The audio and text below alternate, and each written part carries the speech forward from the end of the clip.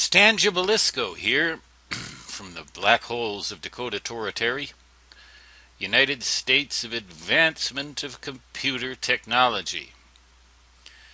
I have some jokes I could make about that, but I'll spare you at this point. This is what my start screen looks like now after I took the computer, my video production computer, a Hewlett-Packard NV 6-core processor computer, powerful computer so it can run primarily these two programs at the same time.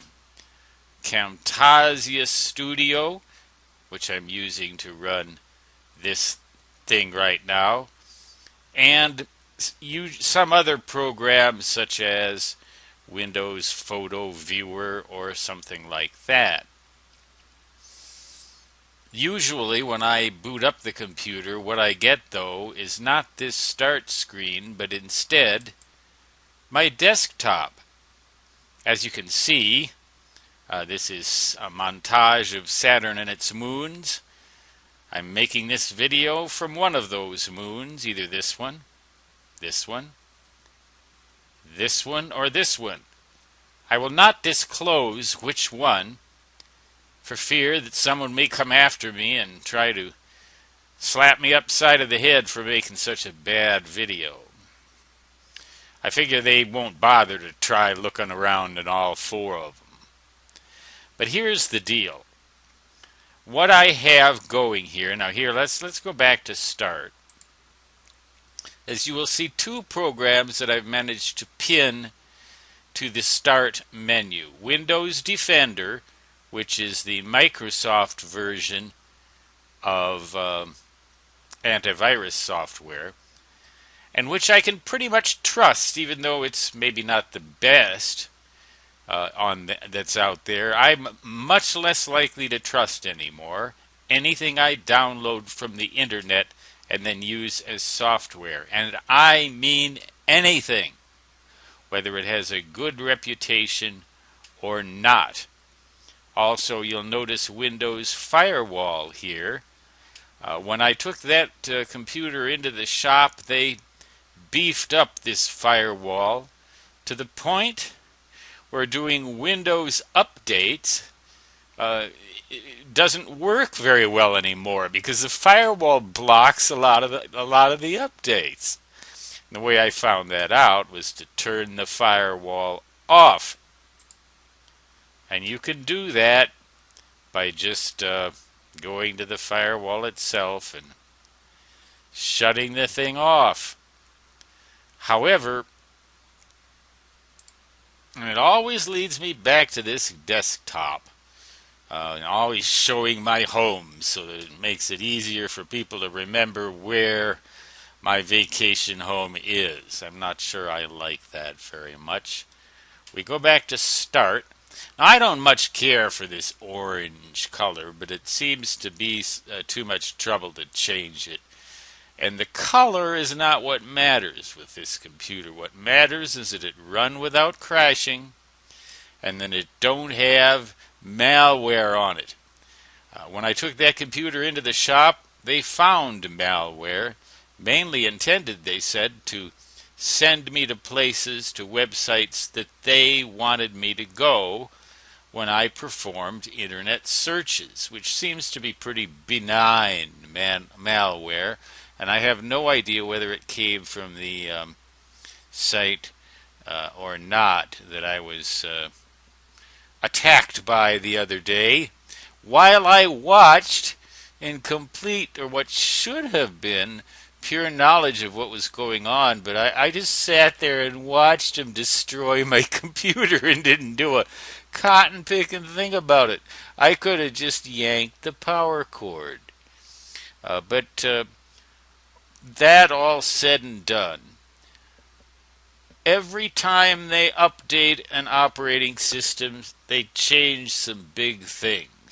They make it now, for example, easier to get to the start menu from your desktop with this Windows 8.1 version. You can go up here and you don't have to go down to the corner there and make it happen, but you're going to get the exact same thing. That annoys a lot of people, changing the operating system's arrangement, like rearranging the furniture in your living room every 2 weeks or something like that. But one thing about anybody, here's a piece of advice and the point of this video. It's not a bad idea to take your computer into the shop periodically, have it wiped, have them back up all your data and make sure you trust them and make sure you know they're competent. I don't know if you can know either of those two things, though. You can doubt everything. You can mistrust everyone and be a really unhappy camper. But then you can go to the other extreme and be a complete idiot like I was as I watched these people demolish my computer. And I don't know for the life of me whether they read data off my hard drive or not. Isn't this cool, this scheme I found in this new operating system where the color of the arrow, as you move it around, it changes to pretty much the complementary color or the opposite color from what the background is. There you go. And now we can launch Internet Explorer from the taskbar. This is just the way I like to set things up. And I managed to set my home page to my what I call web marks, which is my, I guess you'd call them bookmarks, except I don't want to have to bother to put them all up here. Bing, it may very well be that Microsoft manipulates the results you get when you go to Bing. Can't display the web page. Now I wonder why that is. It's probably because I haven't managed to turn on the computer and connect it. I normally leave my computer disconnected from the internet to minimize the risk of downloading a bunch of garbage, and that's another piece of advice. Don't keep your computer continuously connected to the internet. Keep it off and use it only when you really want to use the internet. Again, we can search my name. I think I tried it with Google the other day. Let's just see what happens when you go to Bing. I wonder where the heck they came up with a name like that. I think it's kind of innovative, actually. Stan Gibilisco. It looks just about like what you get with Google anymore, I guess. Images of Stan Gibilisco. Now, I find this really amusing because a lot of these people I've never seen in my life. There I am. I don't know how they got that picture off the net, but geez, they weren't very nice to me. A lot of my books are featured. The 5th edition of TYEE. Now, why does it come up with Handbook of Radio and Wireless Technology? It doesn't even come up. There you go. Math Proofs Demystified. Whole bunch of my demystified books, and the picture that I use is my official internet image. It doesn't enlarge there, does it? I'm just fooling around here for you to show you what this Windows, I don't know what the heck version this is anymore. Windows 8.1.03 or something like that. The newest. And then, every computer accumulates garbage over a period of time. You install software. You begin to develop conflicts amongst them, which is inevitable with any computer, and so you uninstall software, but it always leaves little cooties behind, and so forth and so on, and all that nonsense.